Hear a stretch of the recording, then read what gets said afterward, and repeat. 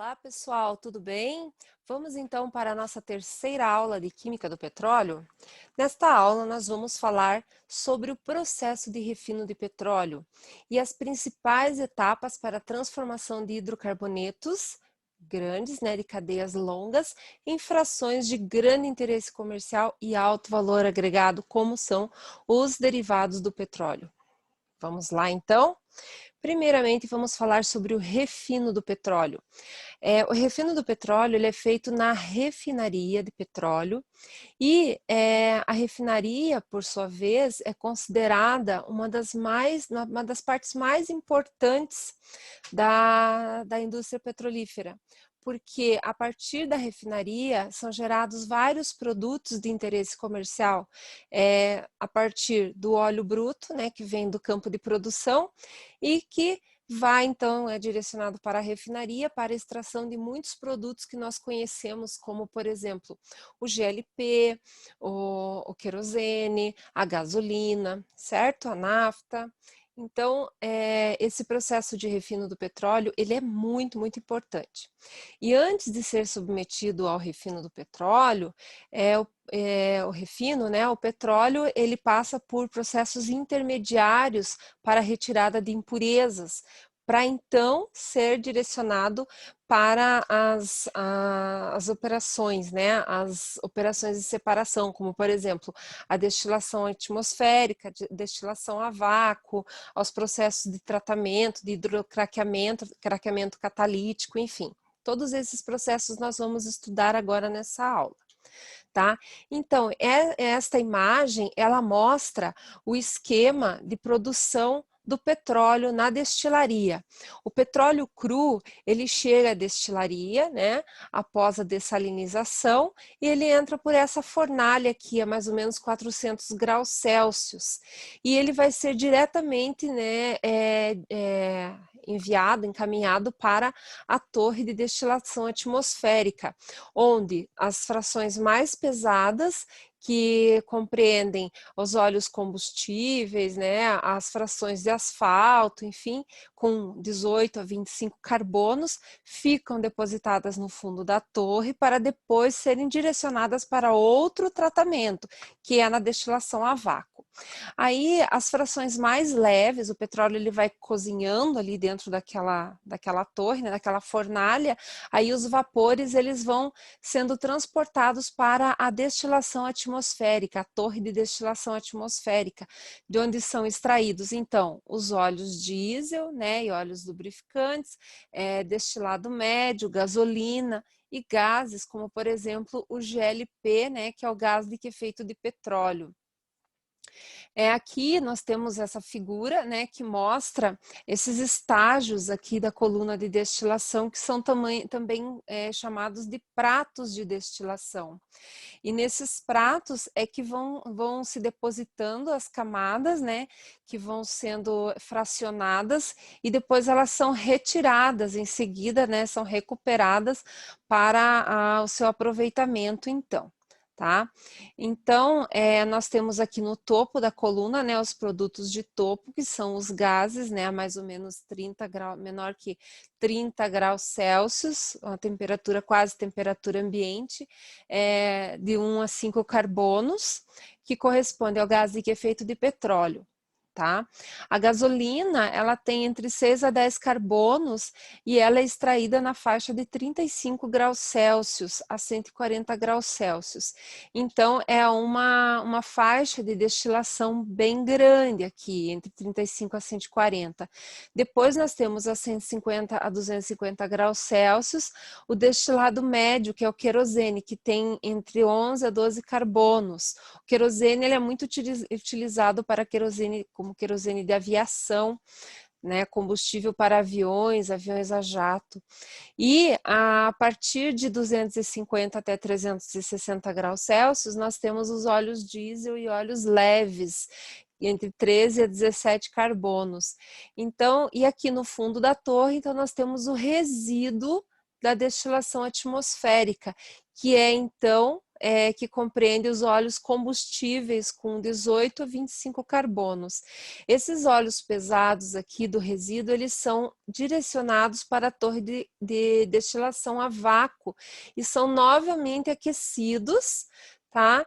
E são então direcionados para a torre. Nessa torre de destilação a vácuo, é possível extrair o óleo lubrificante pesado com 35 a 38 carbonos, o óleo lubrificante médio com 31 a 34 carbonos e um óleo lubrificante leve com 26 a 30 carbonos.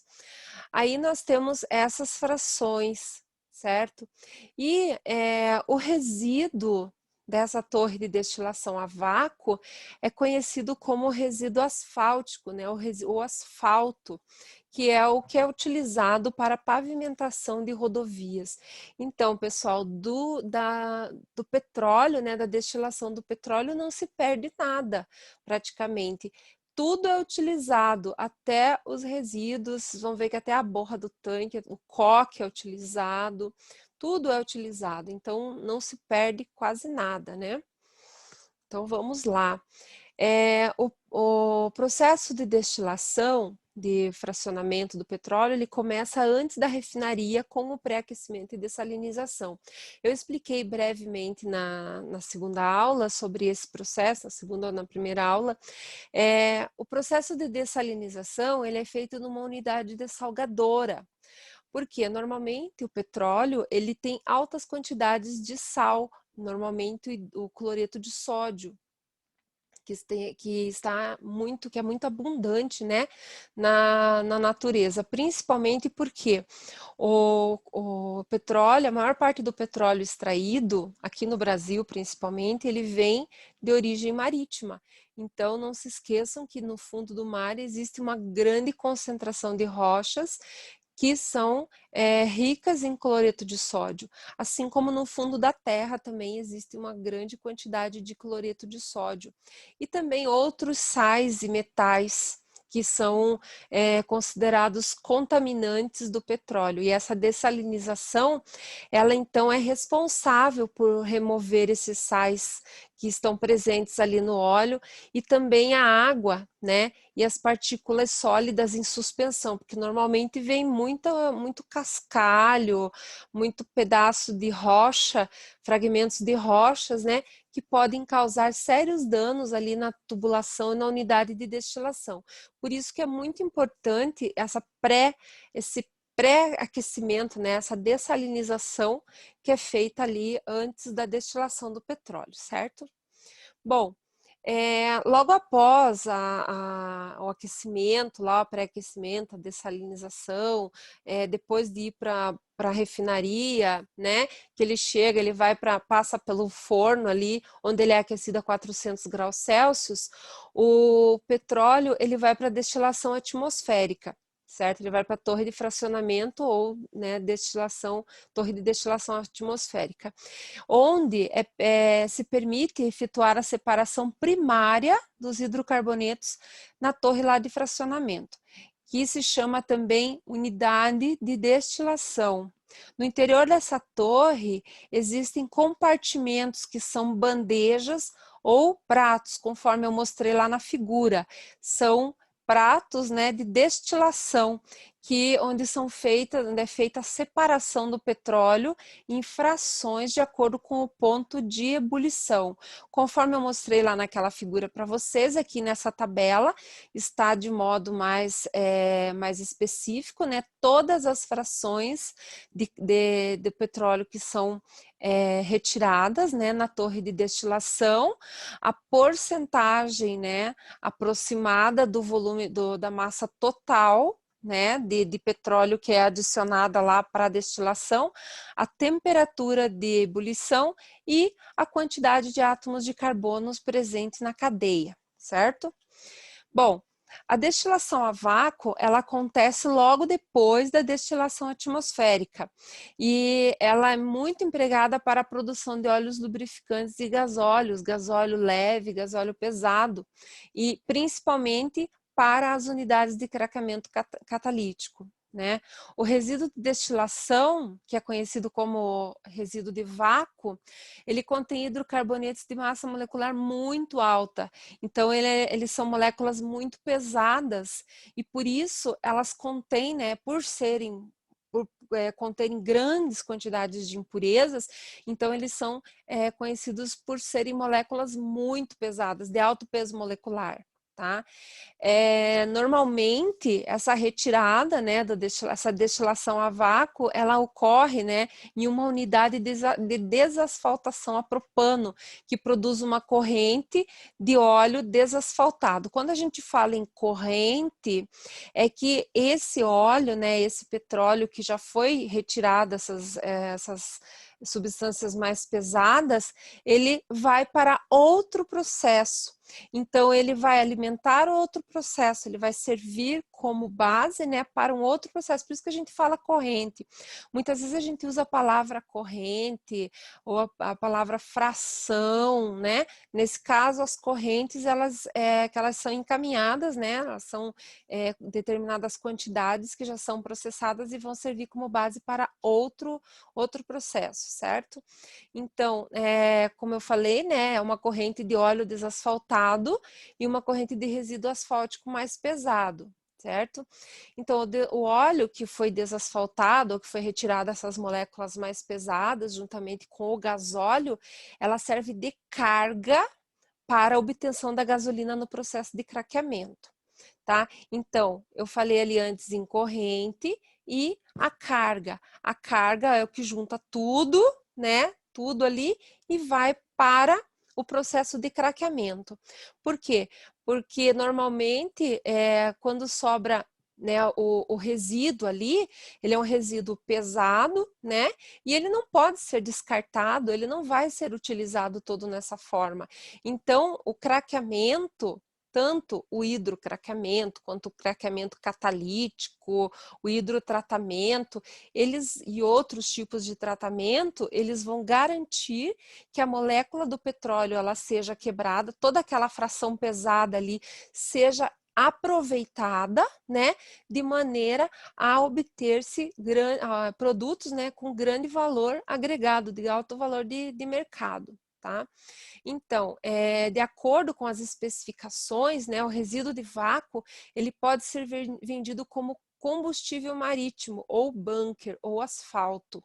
Então, nem todo o petróleo, né, desasfaltado ali, nem todo o asfalto, né, o resíduo mesmo do vácuo ali, que não foi, digamos assim, que não foi reaproveitado, que não serve, né, para o processo de destilação, né, da vácuo, do craqueamento, que não vai mais servir para o petróleo, né, para a unidade de petróleo, então ele pode ser utilizado ainda como combustível de navio, olha só.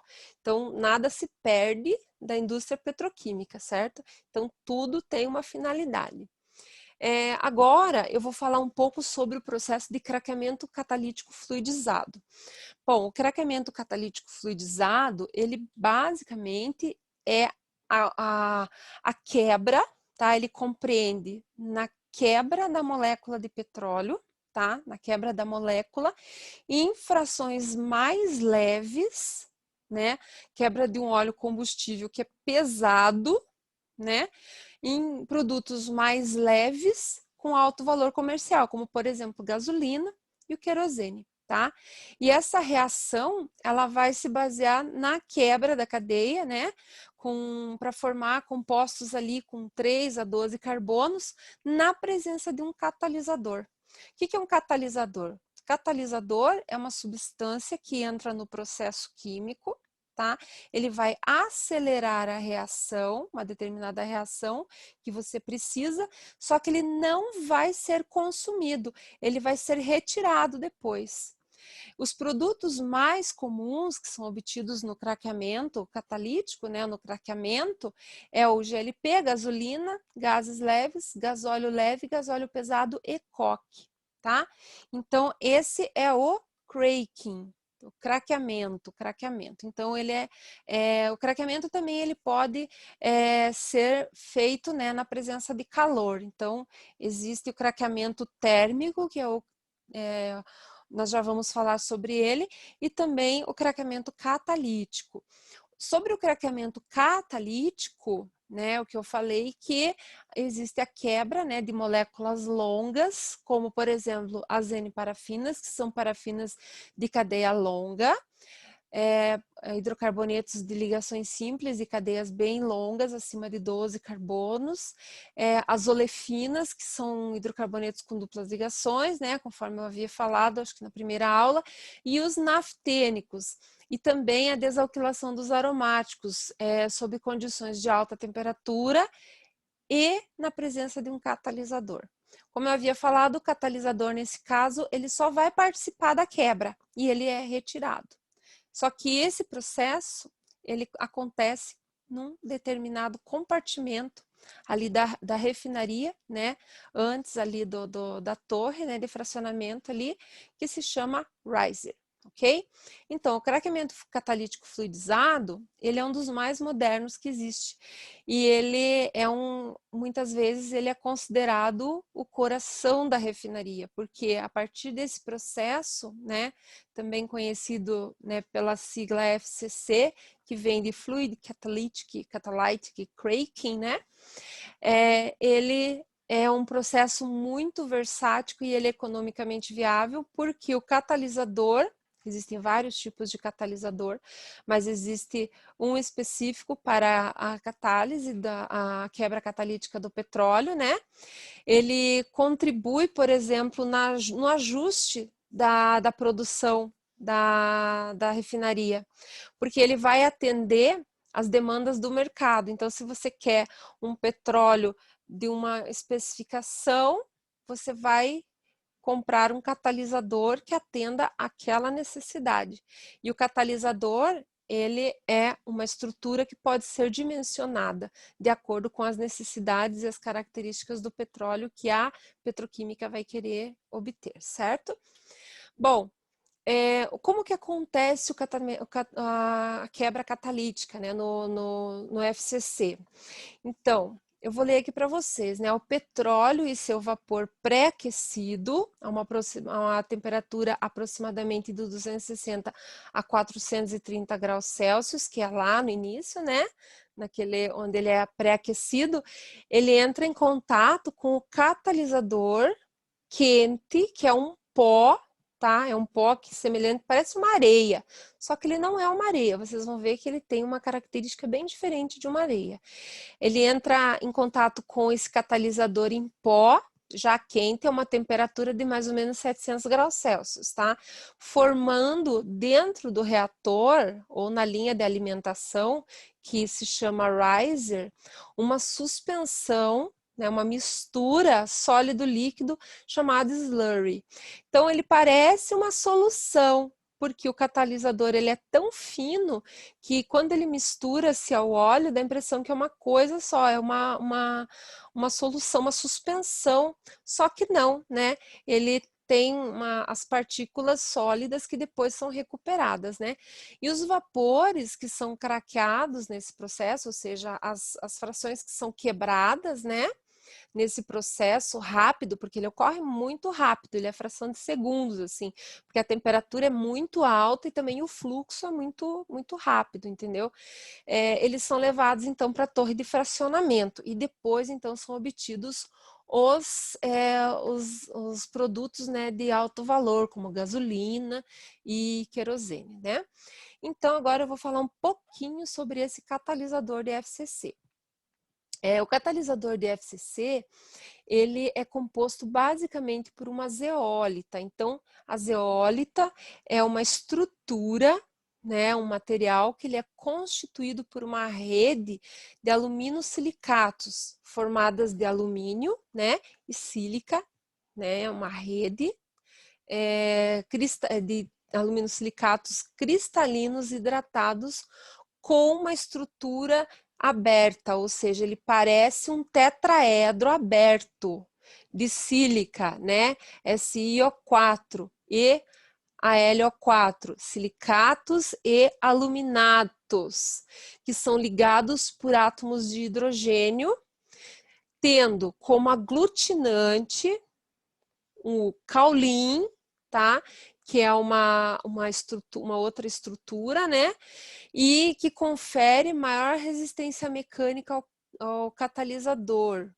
E também dentro dessa estrutura, então imagine uma bolinha feita de caulim, né, tipo uma argila, que é muito utilizado na indústria cerâmica, né?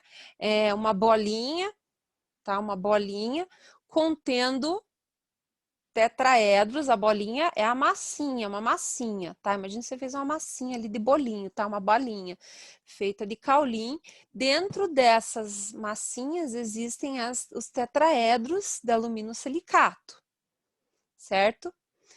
E ainda junto, misturada ali nessa bolinha, nessa massinha, tem algumas trapas metálicas, ou seja, armadilhas para captar os metais presentes no petróleo, porque como eu falei nas primeiras aulas, o petróleo ele possui muitos contaminantes, dentre os quais estão os metais, como por exemplo, ferro, zinco, níquel, alumínio, vanádio. Tanto o zinco, o níquel como o vanádio, eles são produzidos a partir do petróleo. Então, essas trapas metálicas, elas capturam o vanádio que está ali dentro do vanádio, o ferro, o níquel. Cada catalisador, olha só como ele é inteligente. O catalisador, ele é projetado, então ele tem poros, né? Como que ele captura como que existem essas trapas metálicas? Então imagine essa bolinha, né? Com as estruturas ali de alumínio silicatos e mais as trapas metálicas, que são as armadilhas, tá? Elas são seletivas, é como se fosse uma enzima. A enzima ela tem seletividade, certo? Ela tem seletividade e ela tem um sítio ativo. Por isso que ela é seletiva. Então, o catalisador, ele é seletivo. Ele vai capturar determinados metais. Como? Através de microporos, mesoporos ou macroporos. Depende dos metais que existem dentro do petróleo que você quer capturar. Se o metal tiver um tamanho, né, grande, aí você vai precisar, né, se tiver um determinado tamanho, você vai dimensionar ele de acordo com a presença dos metais ali no petróleo que você está trabalhando, certo? Esse é um exemplo de uma zeólita do tipo Y. Eu trabalhei com ela no meu doutorado. É uma zeólita do tipo Y que tem especificidade por alguns metais, como por exemplo níquel, vanádio, tá? E ela é feita assim, ela é constituída normalmente por um composto de caolina, um agregado a essa bolinha aqui que eu falei, né? Essa massinha aqui, né? Que é o caolin.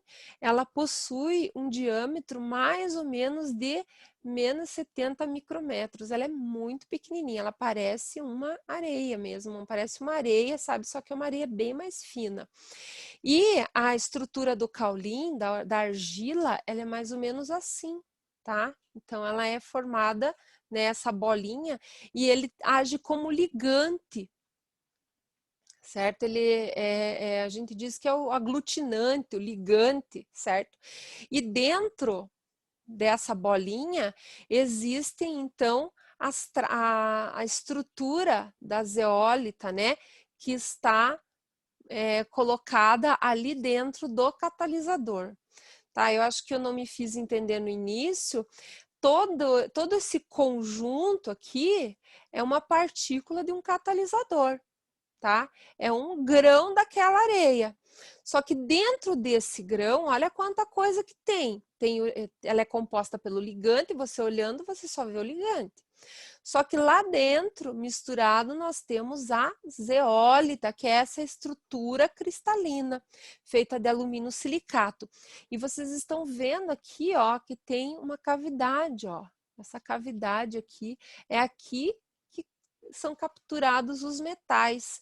Alguns, como por exemplo, o vanádio, o níquel, o zinco, todos os metais eles são capturados por essa zeólita dentro desse catalisador, é claro. E no caso, né, o que vai acontecendo ao longo do tempo com esse catalisador? À medida que vai sendo usado, toda vez que se usa uma carga de catalisador, uma quantidade ali junto com o petróleo, ele é regenerado, tá? É feita aquela quebra ali, não joga fora, porque isso é caríssimo, tá? É um processo muito caro, certo? Exige, sim, todo cuidado. Então, não é jogado fora logo de cara. Então, o que acontece? O petróleo, ele sai fora, ele vai, segue o rumo, segue o baile dele, né?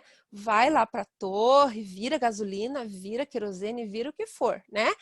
E a zeólita, ela fica, tá? Ela fica ali e vai para um regenerador. Nesse regenerador, ela recebe um jato lá de ar quente, de alta temperatura, e barará, e vai retirar todo o excesso, né, que sobrou ali do catalisador, do petróleo, vai tirar toda, né, todo aquele excesso e volta para o riser, tá? Lá ela vai receber uma nova carga. E daí isso acontece tudo de novo, saiu o petróleo, foi embora, né? Saiu as frações, foram craqueadas, foram embora, o catalisador volta para o regenerador. Até que, né, um belo dia, essas cavidades aqui, elas vão estar lotadas, vão estar cheias de metal, tá? Elas vão estar entupidas de metal. E tem um metal em específico, que é o vanádio, que ele é muito prejudicial. Então, se o petróleo ele tiver uma alta concentração de vanádio, esse catalisador ele vai ser desativado, ou seja, ele vai perder a ação dele muito antes que os outros. Por isso, então, que é necessário que faça uma análise antes para saber, né, que tipo de petróleo é esse. E à medida que vai sendo usado, ele vai perdendo a eficiência, né, até que um dia vai ficar entupido isso aqui de metal, seja zinco, vanádio, ferro, o que for ali, e o catalisador não serve mais, tá? Ele não serve, então ele volta, né? Ele vai ser retirado do circuito e é colocado um catalisador novo. Só que o que acontece, né? Muitas vezes o catalisador ele desativa pela presença de metais, como é o caso do vanádio, o níquel, ou também pela formação de coque, né? Que é o resíduo, né, que vai sendo formado com o decorrer do tempo lá na superfície, que vai diminuir a área superficial desse catalisador. Como por que área superficial? Vocês estão vendo que essa estrutura aqui, ela não é uma estrutura compacta, né? Ela tem vários buraquinhos. Se você for observar num microscópio super avançado, um ultra microscópio, você vai ver que ela é toda furadinha. E o coque, ele vai preenchendo todas essas cavidadezinhas aqui, né, da bolinha ali do catalisador e vai formar um resíduo que não tem mais chance, né? Ele tem que ser retirado mesmo do circuito, ok? Então esse foi o processo, né, catalisador fluidizado, né, FCC. Bom, aí nós temos também o coqueamento retardado, né? O coqueamento, basicamente, é formação de coque, né? E ele tem grande importância na indústria petroquímica para a produção de produtos pesados. O resíduo do coqueamento, ele é convertido em frações leves e coque, mediante o craqueamento térmico na ausência do catalisador. Ou seja, esse craqueamento aqui, ele não vai, ele não vai utilizar catalisador. Ele só vai utilizar temperatura, tá? E ele vai formar coque. O coque, no caso, né, vai sendo depositado ali no tambor, ele vai ficando ali, né, até que um dia, né, eles vão ter que retirar aquele coque para outras finalidades. Então, nem o carvão, nem o coque é rejeitado. Até mesmo o coque é aproveitado na indústria petroquímica, tá? No caso do FCC, do processo de craqueamento catalítico fluidizado, ele tem uma limitação, né, em relação ao tipo de carga, a composição, enfim. Nesse processo de coqueamento, né, de craqueamento térmico, né, ele não tem essa limitação, tá? Então, o craqueamento térmico, ele aceita todo tipo de petróleo. Já o craqueamento catalítico, você tem que saber qual é a composição do seu petróleo para você ter uma maior eficiência no processo. Bom, as etapas do processo de coqueamento são as seguintes. Primeiro, ele passa para a torre de fracionamento, né, que é a torre de destilação fracionada, onde são separados os efluentes, né, separa-se, né, a fração. Efluente significa a fração que sai, né? E há então a integração energética e amortecimento do processo. No forno de coqueamento, existe então o fornecimento de calor para iniciar a reação de quebra, né, ou de craqueamento térmico ali. Então, normalmente, esse processo ele vai acontecer lá no forno de coqueamento. Depois, então, que é feito, né, feito todo o processo ali de coqueamento, separa tal, aquele resíduo, né, que vai formar ali, que é o coque, ele é acumulado ali no tambor de coque. Por quê? Porque daí ele vai acumular as frações mais pesadas que se formaram ali de coque e vai evitar, né, com isso, que ele seja arrastado para o resto do processo, tá? Então, por isso que é muito importante, tá? No forno de coque, a temperatura de operação é mais ou menos 500 graus Celsius. E ele é chamado também de forno reator. Dentro desse forno ocorrem reações químicas que vão quebrar a molécula do petróleo por aquecimento a mais ou menos 500 graus Celsius, o que é chamado de craqueamento térmico. Craqueamento, então, é a quebra, né? Craqueamento é a quebra, craqueamento térmico é a quebra pela temperatura. O tempo que esse resíduo, essa mistura, né, no caso, fica dentro do forno é de 2 a 3 minutos. O craqueamento catalítico fluidizado, no caso, é segundos. Tá? Esse aqui até que ele tem um tempo mais longo, mas a residência, né, do forno de coque ela é maior, né? E lógico que o processo de temperatura mais alto, né, a temperatura de craqueamento catalítico fluidizado é 700 graus Celsius, né? O catalisador ele está a 700 graus. Tá? O petróleo que sai da fornalha ele está a 400, então a temperatura é mais ou menos em torno de 600 graus Celsius ali. E no craqueamento térmico é mais ou menos a 500 graus. Lógico que o tempo vai ser um pouquinho maior, tá? Mas o fluxo também é grande, né? 30 metros por segundo. Então, depois disso, né, o coque ele vai se acumulando lá no fundo do tambor, ele vai se acumulando naquelas linhas ali para não ser arrastado para o restante do processo. Só que de 3 a 6 meses, né, de produção intensa ali, contínua, parará, esse forno ele precisa parar. Precisa parar porque eles vão ter que abrir aquela linha, né? Vão ter que abrir o forno e retirar aquele acúmulo do coque, tá? Porque senão ele vai obstruir. Olha aqui, ó, o que vai acontecer? Ele vai acontecer uma obstrução. O coque é esse aqui, ó, é essa substância aqui, tá? E ela tem um poder calorífico muito alto. Então, se ela não for usada, né, ela muitas vezes é utilizada para alto-fornos, né, de metalúrgicas, de cimenteiras, né? Porque ela tem um poder calorífico muito alto, muito bom, tá? E normalmente, né, as refinarias, elas têm que parar de 3 a 6 meses, né, o forno ali, o processo ali, né, tem que parar de 3 a 6 meses para retirada, né, desse excesso. E isso aí leva mais ou menos 48 horas. Mas só que, veja bem, o negócio é inteligente. Ele não vai utilizar só um forno de coque, não existe um único forno dentro um processo de coqueamento dentro da refinaria? Existem vários, justamente porque essas paradas elas têm que ser programadas.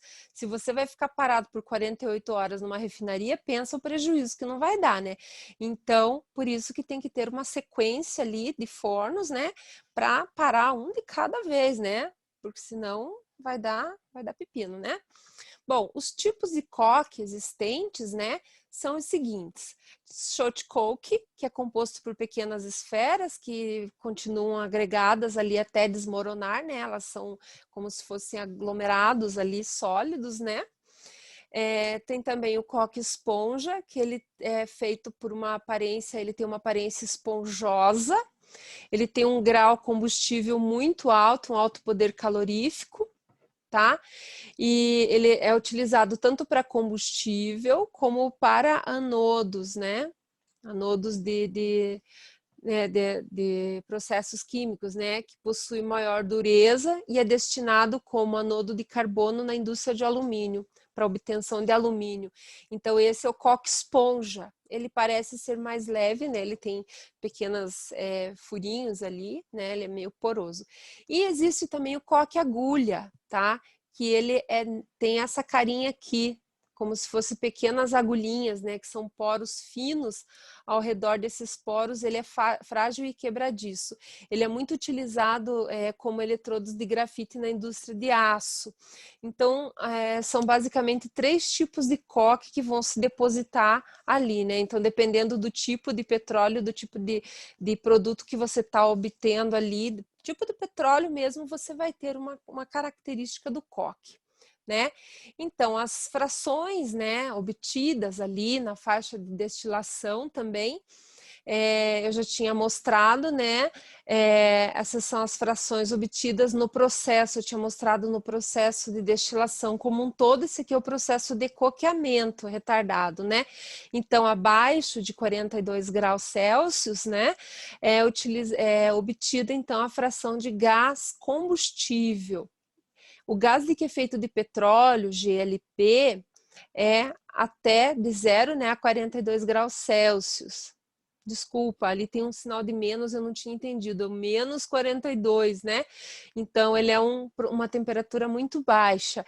De menos 42 a 0 grau, né, é obtido o gás combustível doméstico e industrial, que é o GLP. A nafta do coqueamento, ela é obtida de 32 a 220 graus Celsius. As principais aplicações da nafta, do coqueamento, a gente sabe que a nafta, né, a nafta como um todo, em si, né, ela já tem muita aplicabilidade, ela é um dos produtos mais versáteis da indústria petroquímica, né, e a nafta do coqueamento, ela possui, ela produz, né, gasolina leve, nafta petroquímica, após o hidrotratamento. A fração de gasóleo leve de coqueamento, ela entre 220 a 340 graus Celsius, ela produz óleo diesel e óleo combustível. O gasóleo pesado de coqueamento, que é de 340 graus em diante, ele produz óleo combustível. E o coque, conforme eu havia dito para vocês, que existe aqueles 3 tipos de coque ali, né? Esponja, shot coke e agulha, né? Ele é utilizado para a produção de anodos, para a produção de alumínio ou eletrodos para a produção de aço e para a geração de energia, né? O coque, ele, como eu falei, ele tem um alto poder calorífico e muitas vezes né, não é desperdiçado. Nada é desperdiçado, até o resíduo é aproveitado na indústria petroquímica. Então, ele é muito usado ali para geração de energia em alto fornos, na siderurgia, né, e na produção de cimento também, tá? Então, observe uma coisa interessante também que eu gostaria de chamar a atenção, é que nós temos aqui as frações obtidas pelo coqueamento, tá? Então, se você for observar, todos os produtos obtidos, eles vão ser batizados, né, com o sobrenome de coqueamento, tá? Então, gás combustível, né, de coqueamento. Aqui não, aqui gás de efeito de petróleo, nafta de coqueamento. Gasóleo leve de coqueamento, gasóleo pesado de coqueamento.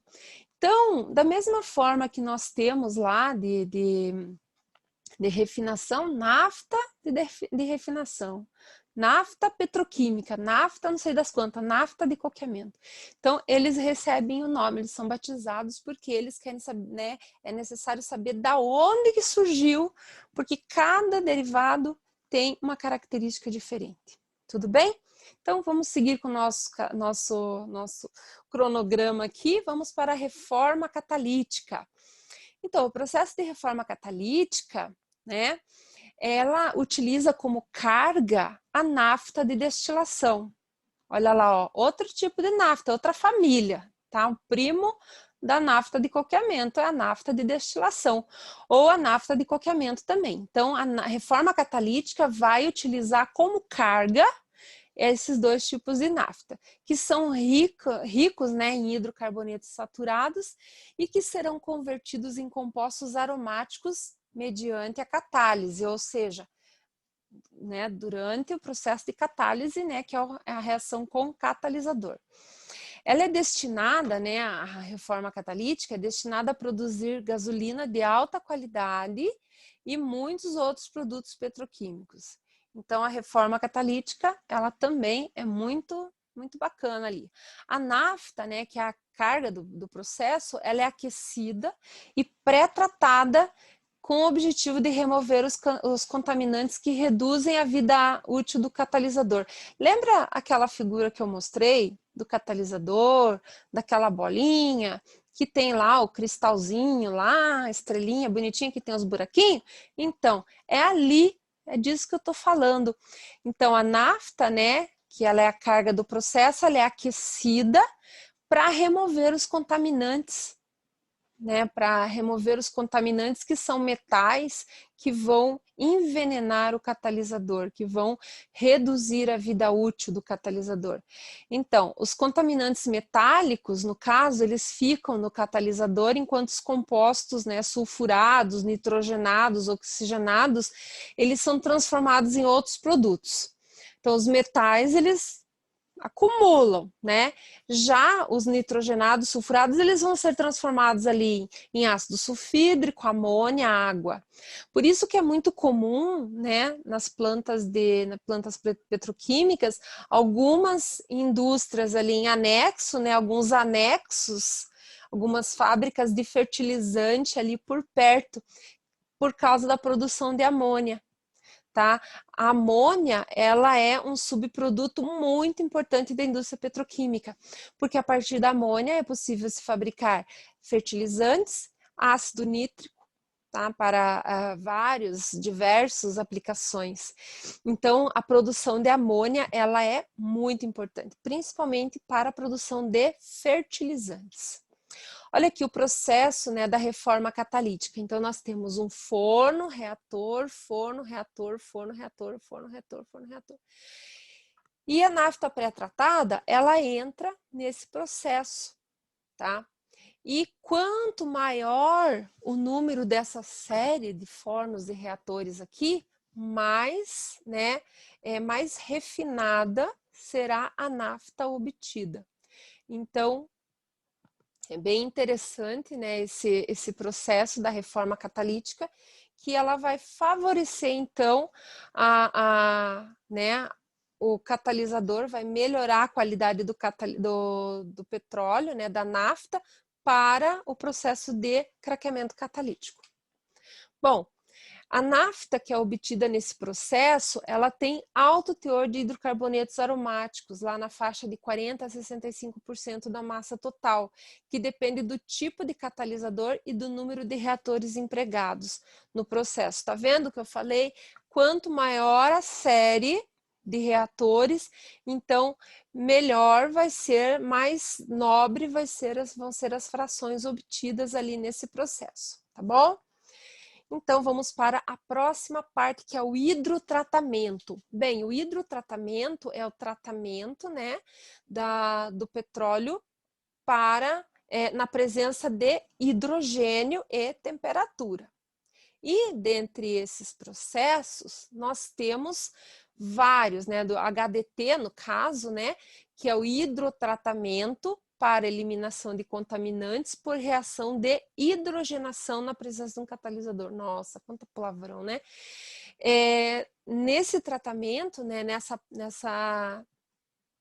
nesse tratamento fazem parte, basicamente, as reações de hidrodesulfurização, ou seja, retirada de enxofre na presença de hidrogênio e calor, né?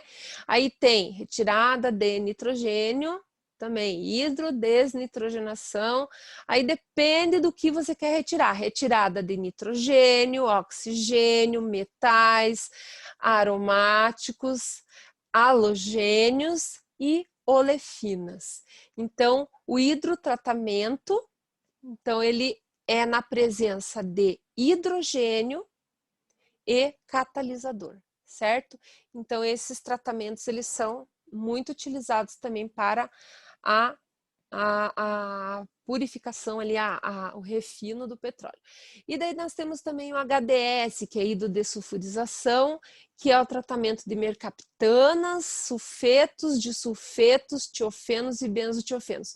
O HDS ele vai tratar só, né, do que tiver enxofre. Por exemplo, o HDN ele vai tratar só o que tiver nitrogênio, que é o tratamento de piridinas, quinoleínas, isoquinoleínas. O HDO ele vai tratar, né, o que tiver oxigênio, é o tratamento de fenóis, ácidos carboxílicos para inibir as reações de oxidação que acontecem, né, mediante a presença do oxigênio. Por isso que ele tem que retirar o oxigênio.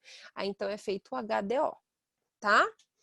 Aí tem também o HDM, que é a hidrodesmetalização, que é o tratamento, vai tratar o que tiver metal, então ele vai retirar, né?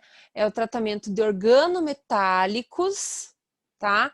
Aí desaromatização, que é o tratamento dos aromáticos, hidrodesalogenação, que é remoção de cloretos, porque normalmente os halogênios que contêm no petróleo, que existem ali no petróleo, eles são, na sua grande maioria, cloretos, por causa do cloreto de sódio, tá? Então, sais, entenda-se, cloreto de sódio. E a remoção de olefinas, que propõe ali o tratamento das naftas que são provenientes do processo de pirólise, é o queima, né? Normalmente, os catalisadores que são utilizados ali no processo de hidrotratamento, eles possuem alta atividade e vida útil, e eles são baseados na composição deles é baseada em óxidos ou sulfetos de níquel, cobalto, molibdênio, tungstênio e ferro. Então, são outros tipos de catalisadores, não é só aquela zeólita ali, Y ali que eu falei, né? São outros tipos. Nesse caso, o suporte do catalisador é a alumina e não vai ser ácido, não deve ser ácido, né? O suporte que eu digo é aquela camada ali, né? Aquela bolinha onde vai ficar todos aqueles componentes ali do catalisador, tá? Então, o suporte desse catalisador ele deve ser alumina e não deve ser ácido, né? Para evitar as reações indesejáveis de craqueamento. Por quê? Porque normalmente o craqueamento catalítico fluidizado, ele tem, a zeólita, ela tem uma certa especificidade, né? Então, ela vai atrair determinados metais, tá? Ela vai remover certos metais. Então, nesse caso, ele não deve ter a composição ali só para aquela finalidade. Por isso que a indústria de catalisadores também é um ramo da química, assim, muito bacana, porque quem deseja trabalhar com isso, porque tem vários tipos de catalisadores que são utilizados em vários tipos de processos e que eles são, no caso, projetados mesmo, a formulação deles é específica para aquele tipo de uso, para aquela finalidade. Então, é um ramo da química aí muito interessante para quem pretende, né, trabalhar na indústria petroquímica ainda e não, né, não sabe por onde começar, né? Então, vai lá nos catalisadores. No caso, né, a aplicação do processo de HDT, ela é muito utilizada, ela é muito aplicada, né, para óleos lubrificantes, mas também ela pode ser aplicada para demais componentes, né, derivados com pequenas variações, né? Então, dependendo ali se você quer obter óleos lubrificantes lá na destilação a vácuo, você pode dimensionar, né, o teu processo de HDT para obter outros derivados também. Normalmente se emprega, né, o HDT para frações médias, assim como querosene, gasóleos atmosféricos, tá? Bom, aqui é o esquema, tá, de um hidrotratamento. Então, aqui nós temos o óleo, né, a entrada do óleo, que ele foi retirado, né, as parafinas, os hidrocarbonetos parafínicos, e ele é, então, adicionado, né, ao processo e vai para o forno. Do forno, então, ele parte para o reator. Aí, depois, ele vai, então, para os reatores, né, e depois, então, esse processo, né, feito reciclo de hidrogênio, certo? Para obtenção ali do gás combustível, vapor e o sistema de vácuo e óleo de hidrotratamento. Então, esse sistema, assim, ele está nesse esquema que ele está aqui, está meio confuso assim, mas é o mais simplificado possível, né, que eu consegui desse tratamento. E por meio disso aqui então possível, né, se obter, né, por meio dessa figura, as frações, né, aqui o vapor ele é adicionado no sistema, né, a flechinha está virada, e aqui ele vai para o sistema de vácuo. E também nós temos o óleo de hidrotratamento aqui embaixo, que sai do sistema. Então, é basicamente esse o esquema do hidrotratamento, né? Um tratamento, dependendo do que você quer tirar, né? Do que você quer tratar ali no seu petróleo, então você vai utilizar um tratamento específico na presença de hidrogênio e do catalisador, certo? Bom, como prática, né, para essa aula, como vou sugerir, né, uma atividade pensante, né, para vocês mais ou menos entenderem como que funciona, né, uma planta petroquímica. Normalmente, a planta petroquímica, né, ela é uma cidade, ela é uma grande cidade, ela tem várias unidades ali dentro daquela mesma planta. E ela possui muitos processos auxiliares, como, por exemplo, uma planta de geração de hidrogênio, que é super importante para a síntese de amônia e de metanol. E que nos processos de hidrotratamento e do craqueamento também se emprega o hidrogênio em abundância. Então, normalmente ela gera o seu próprio hidrogênio para os processos de hidrotratamento. E como eu falei para vocês, a planta de amônia, ela vai, além de suprir as necessidades internas ali, né, do sistema, as demandas, então ela vai fornecer, né, para a fabricação de fertilizantes e outros compostos nitrogenados, né, como por exemplo ácido nítrico, enfim, são várias substâncias que utilizam nitrogênio e que podem ser obtidas a partir da indústria petroquímica. Bom, para finalizar essa aula, então vamos rever os principais tópicos que a gente estudou, que foi o refino do petróleo e como os subprodutos são produzidos dentro de uma refinaria. A gente estudou também sobre o processo do craqueamento catalítico e o craqueamento catalítico fluidizado e o craqueamento térmico também. E nós vimos o hidrotratamento, vimos os tratamentos, né, hidrodesulfurização, hidrodesnitrogenização, vimos um monte de hidro, tá? E também, né, entendemos por que esse processo, né, assim como o FCC, eles são constituídos assim, eles são considerados, né, o coração da refinaria de petróleo. Então, são processos modernos e que fazem, né, com que a indústria petroquímica obtenha cada vez mais produtos, mais eficiência nos seus produtos e demanda assim menos energia e mais tecnologia, ok?